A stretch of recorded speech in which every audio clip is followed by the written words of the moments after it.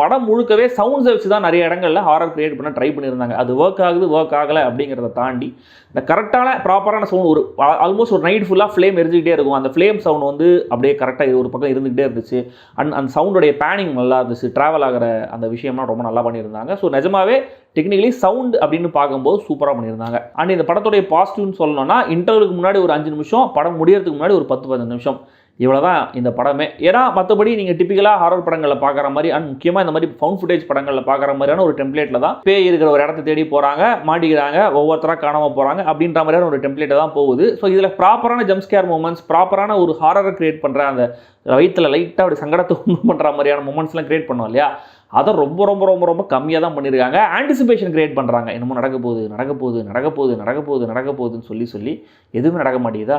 So கரெக்டாக இன்டர்வலுக்கு கொஞ்சம் முன்னாடி இந்த காந்தாங்கிற கேரக்டருக்கு ஒரு விஷயம் நடக்கும். ஸோ அந்த ஒரு 5 நிமிஷமும் தென் கிளைமேக்ஸுக்கு கொஞ்சம் முன்னாடி லாஸ்ட் ஒரு 10-15 மினிட்ஸில் ஆக்சுவலாக ரொம்ப நல்லாவே பண்ணியிருந்தாங்க. அந்த இடத்துல கொண்டு வந்து அந்த டென்ஷன், அந்த ஹாரர் ஃபீலிங்கை படம் முழுக்க அங்கங்கே கொஞ்சம், அதாவது படம் மொத்தமாகவே பயங்கரமாக இருக்கணும்னு அவசியமே கிடையாது. ஃப்ரீக்வெண்ட் இன்டர்வல்ஸில் அதை கரெக்டாக ப்ளேஸ் பண்ணியிருக்கலாம்.